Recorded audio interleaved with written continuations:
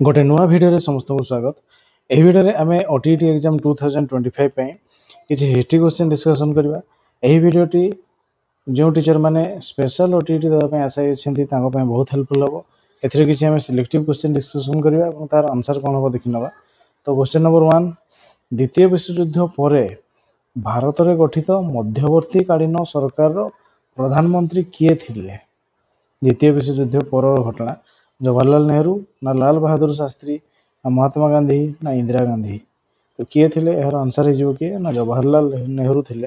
द्वितीय विश्वयुद्ध पर गठित मध्यवर्तीकालीन सरकार प्रधानमंत्री थिले किए ना जवाहरलाल नेहरू। ऑप्शन ए हो राइट आंसर। यापर 2 नंबर, केबे जवाहरलाल नेहरू मृत्यु होइथिला? 1961 नवेम्बर 27 ना 1964 मई 27 ना 1966 एप्रिल 13 ना 1968 जून 14। जवाहरलाल नेहरू मृत्यु होइथिबा दिनटी होची किए ना 1964 मई 27 तारिख दिन ताकर मृत्यु होइथिला। 1964 मई 27। ऑप्शन बी हो राइट आंसर। यापर 3 नंबर, निम्नलिखित मध्यरु केउ समय को नेहरू जुग बोली कहा जाए?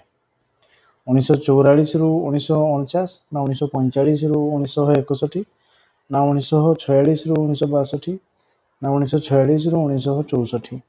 तेज नेहरू जुग कौ समय को नेहरू जुग बोली कहा जाए? ना 1946 रु 1964 पर्यंत समय को 1964।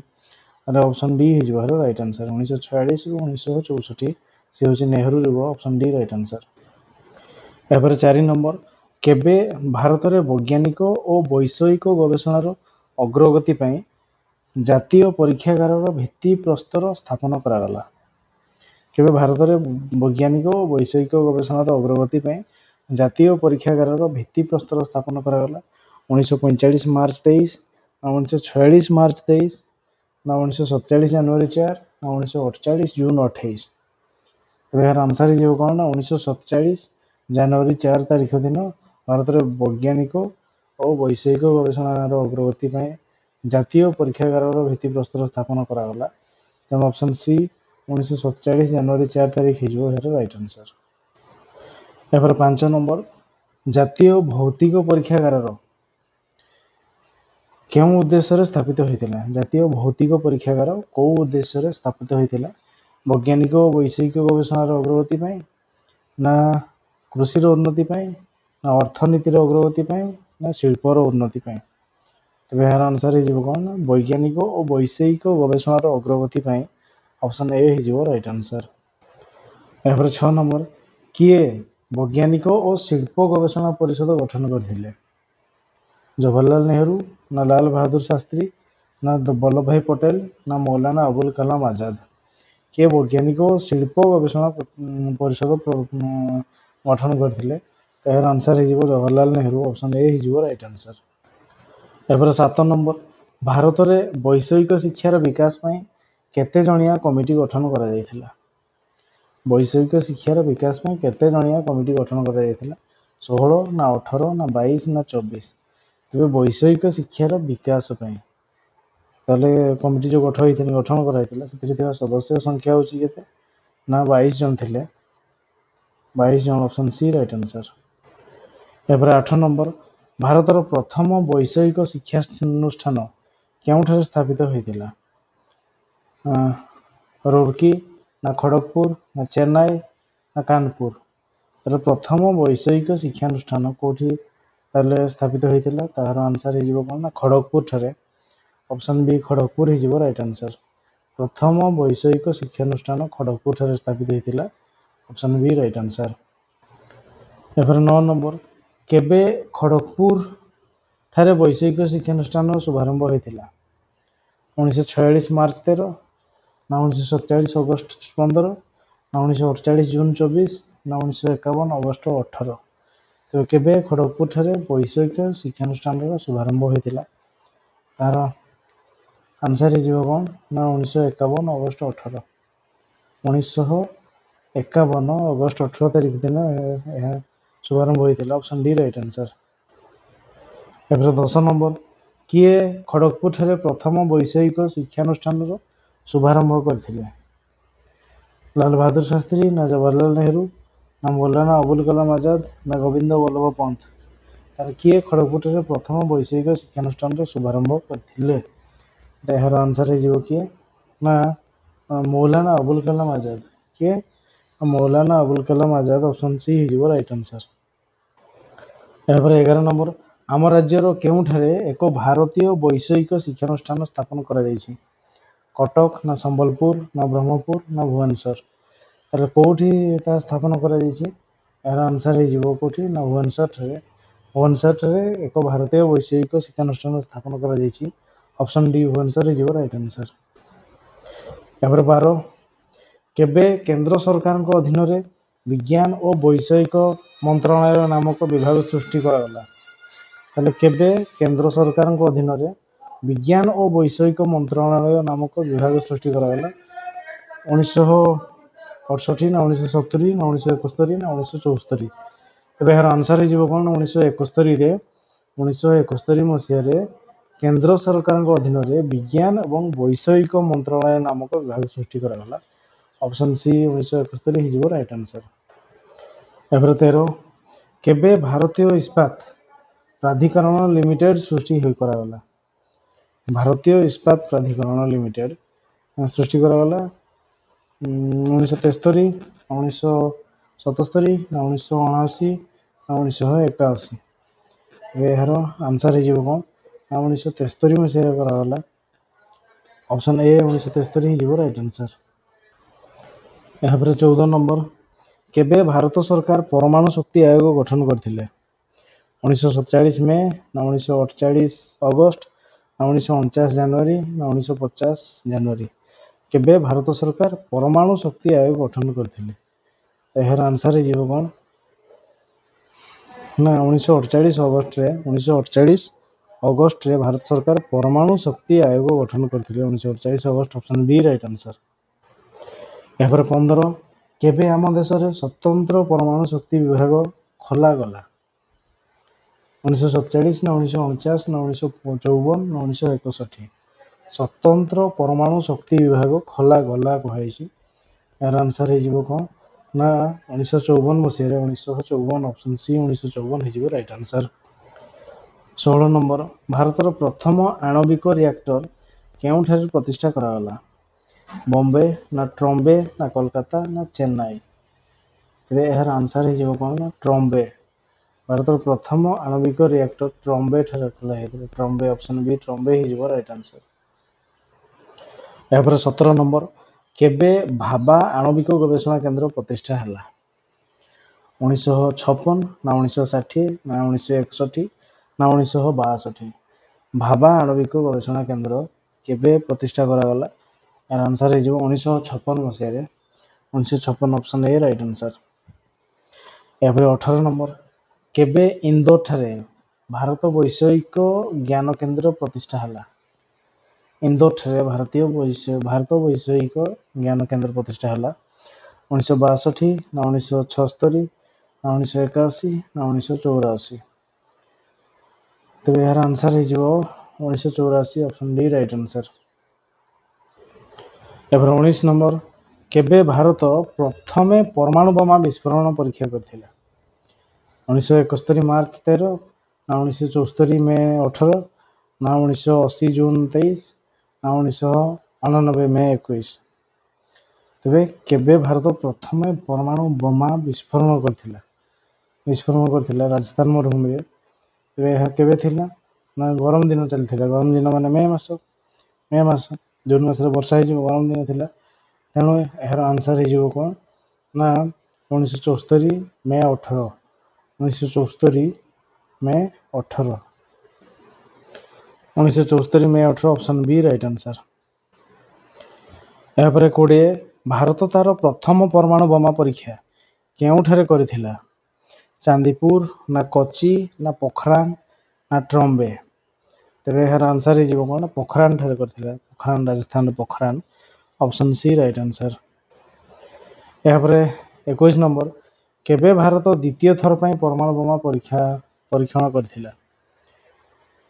ଦ୍ୱିତୀୟ ଥର ପାଇଁ 1988 ମେ 14 ଓ 15, 1991 ଜୁନ 13 ଏବଂ 14, 1998 ମେ 11-13 ନା 1999 ମାର୍ଚ୍ଚ 26 ଏବଂ 27? ତେବେ ଏହାର ଆନ୍ସର ହେଇଯିବ କ'ଣ ନା 1998 ମେ 11 ଏବଂ 13।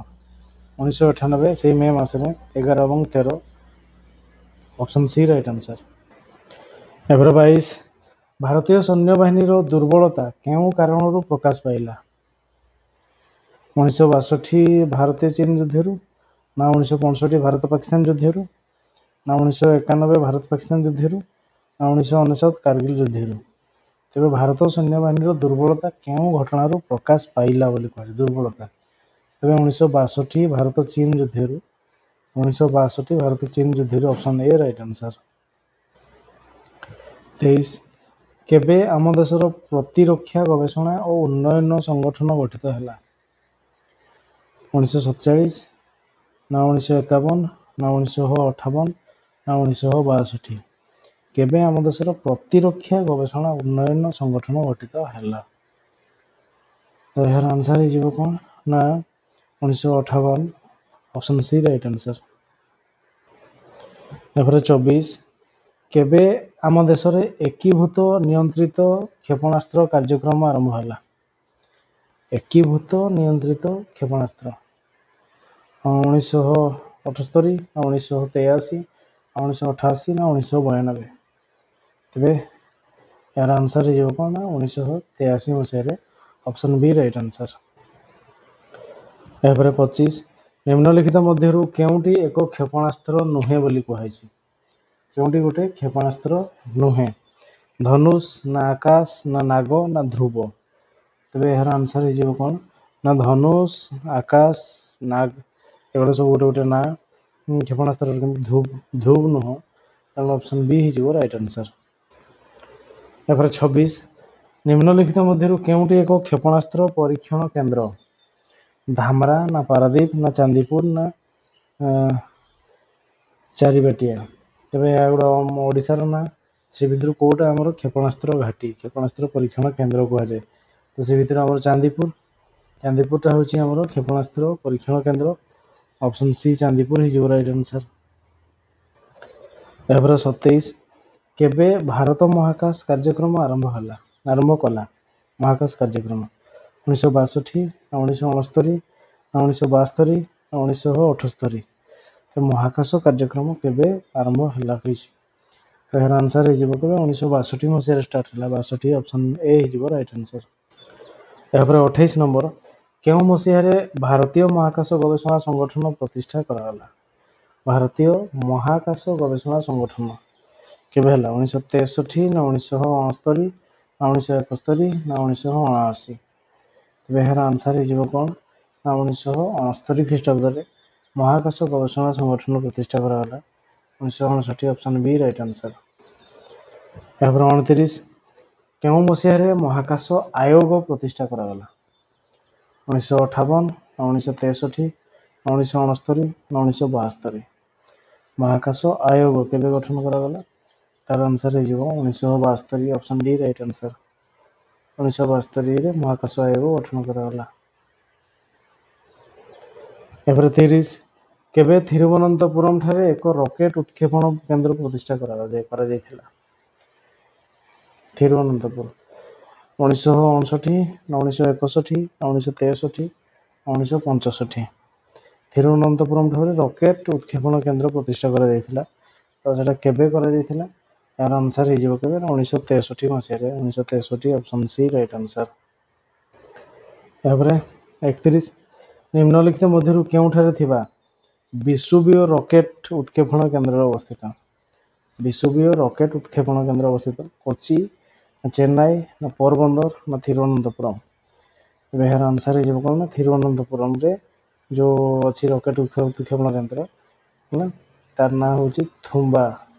କେଉଁଥିରେ? ଥୁମ୍ବା ବିସୁବିୟ ରକେଟ ଉତ୍କ୍ଷେପଣ କେନ୍ଦ୍ର ପ୍ରତିଷ୍ଠା କରାଯାଇଛି ଥିରୁବନନ୍ତପୁରମ୍ରେ। ଥୁମ୍ବା ରକେଟ ବିସୁବିୟ ରକେଟ ଉତ୍କ୍ଷେପଣ କେନ୍ଦ୍ର ଅପସନ୍ ଡି ରାଇଟ୍ ଆନ୍ସର। ଏହାର 32 ଶ୍ରୀହରିକୋଟା ଉପଗ୍ରହ ପ୍ରେରଣ କେନ୍ଦ୍ର କେଉଁଠାରେ ଅବସ୍ଥିତ? ଆନ୍ଧ୍ରପ୍ରଦେଶ, ନା ତାମିଲନାଡୁ, ନା କେରଳ, ନା କର୍ଣ୍ଣାଟକ? ଶ୍ରୀହରିକୋଟା ଉପଗ୍ରହ ପ୍ରେକ୍ଷଣ କେନ୍ଦ୍ର। ତେବେ ଏହାର ଆନ୍ସର ହେଇଯିବ କ'ଣ ନା ଆନ୍ଧ୍ରପ୍ରଦେଶରେ ଶ୍ରୀହରିକୋଟା ଉତ୍କ୍ଷେପଣ କେନ୍ଦ୍ର ରହିଛି Andhra Pradesh. Option A right answer. 33 କେଉଁ ରାଜ୍ୟରେ ଆର୍ଭି ଉପଗ୍ରହ ଯୋଗାଯୋଗ କେନ୍ଦ୍ର ପ୍ରତିଷ୍ଠିତ? ଆର୍ଭି ଉପଗ୍ରହ ଯୋଗାଯୋଗ କେନ୍ଦ୍ର ପ୍ରତିଷ୍ଠିତ ଆନ୍ଧ୍ରପ୍ରଦେଶ ନା ମହାରାଷ୍ଟ୍ର ନା ପଶ୍ଚିମବଙ୍ଗ ନା ତାମିଲନାଡୁ? ଓ ରାଜ୍ୟରେ ଆର୍ଭି ଉପଗ୍ରହ ଯୋଗାଯୋଗ କେନ୍ଦ୍ର ପ୍ରତିଷ୍ଠା କରାଯାଇଛି। ତେବେ ଏହାର ଆନ୍ସର ହେଇଯିବ କ'ଣ ନା ମହାରାଷ୍ଟ୍ର ଠାରେ। Option B right answer. 34 ଭାରତର ପ୍ରଥମ ଉପଗ୍ରହର ନାମ କ'ଣ? ଭାସ୍କର ନା ଆର୍ଯ୍ୟଭଟ୍ଟ ନା ଆପଲ ନା ଧନୁଷ? ତ ପ୍ରଥମ ଉପଗ୍ରହର ନାଁ ହେଉଛି ଭାରତର Aryabhata. Option B right answer. ଏପରେ 35 ଭାରତର ପ୍ରଥମ ଯୋଗାଯୋଗ ଉପଗ୍ରହର ନାମ କ'ଣ? ଆର୍ଯ୍ୟଭଟ୍ଟ ନା ଧନୁଷ ନା ଧ୍ରୁବ ନା ଆପଲ? ତ ଏହାର ଆନ୍ସର ହେଇଯିବ କ'ଣ ନା Apple. Option D right answer. ଏପରେ 36 କେବେ ଭାରତ ପ୍ରଥମ ଉପଗ୍ରହକୁ ସଫଳତାର ସହ ମହାକାଶକୁ ପଠାଇଥିଲା? ଭାରତ ପ୍ରଥମ ଉପଗ୍ରହକୁ ସଫଳତାର ସହ ମହାକାଶକୁ ପଠାଇଥିଲା। 1954 ମେ 13 ନା 1961 ଜୁନ୍ 14 ନା 1975 ଏପ୍ରିଲ 19 ନା 1977 ମାର୍ଚ୍ଚ 14? ତେବେ କେବେ ଭାରତ ପ୍ରଥମ ଉପଗ୍ରହକୁ ସଫଳତାର ସହ ମହାକାଶକୁ ପଠାଇଥିଲା? ତେବେ ଏହାର ଆନ୍ସର ହେଇଯିବ କ'ଣ ନା ଏହାର ଆନ୍ସର ହେଉଛି 1975 ଏପ୍ରିଲ 19। 1975 ଏପ୍ରିଲ 19ରେ ଭାରତ ତାର ପ୍ରଥମ ମହାକାଶକୁ ସଫଳତାର ସହ ଆକାଶକୁ ଛାଡ଼ିଥିଲା। ତେଣୁ 1975 April 19 option C right answer. ଏପରେ 37 1979 ଜୁନ୍ 7ରେ କେଉଁ ଭାରତୀୟ ଉପଗ୍ରହ ମହାକାଶକୁ ପ୍ରେରିତ ହୋଇଥିଲା? ଭାରତୀୟ ଉପଗ୍ରହ ଆର୍ଯ୍ୟଭଟ୍ଟ ନା ଭାସ୍କର ନା ଭାସ୍କର ଦ୍ୱିତୀୟ ନା ଆପଲ? 1979 ଜୁନ୍ 7ରେ। ତେବେ ଏହାର ଆନ୍ସର ହେଇଯିବ କ'ଣ ନା ଭାସ୍କର ପ୍ରଥମ option B right answer. 38 Bhaskar ପ୍ରଥମ ଉପଗ୍ରହର ଉତ୍କ୍ଷେପଣ ପାଇଁ କେଉଁ ଦେଶର ସହାୟତା ନିଆଯାଇଥିଲା? ଆମେରିକା ନା ଚୀନ ନା ଋଷିଆ ନା ଜାପାନ? ତେବେ ଏହାର ଆନ୍ସର ହେଇଯିବ କ'ଣ ନା ଋଷିଆର ସହାୟତା ନେଇଥିଲା Russia. Option C right answer. 39 କେବେ ଇନ୍ଦୋରଠାରେ ଉନ୍ନତ ବୈଷୟିକ ଜ୍ଞାନ କେନ୍ଦ୍ର ନାମକ ଏକ ଗବେଷଣା ସଂସ୍ଥା ପ୍ରତିଷ୍ଠା କରାଗଲା? ଇନ୍ଦୋରଠାରେ 1984 ନା 1988 ନା 1990 ନା 1991? ତେବେ ଏହାର ଆନ୍ସର ହେଇଯିବ 1984। Option A right answer.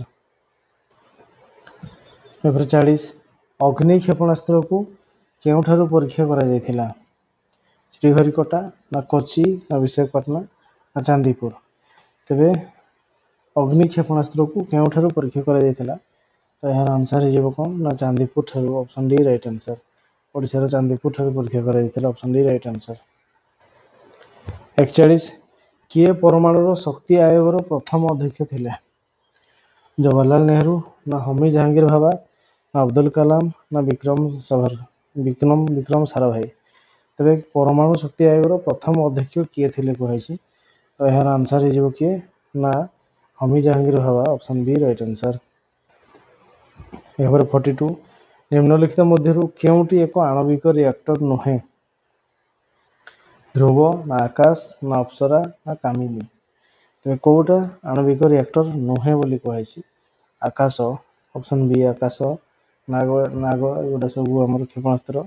ତେଣୁ ଆଣବିକ ରିଆକ୍ଟର ନୁହେଁ। ଅପସନ୍ ବି ଆକାଶ ତେବେ ନୁହେଁ। Option B right answer.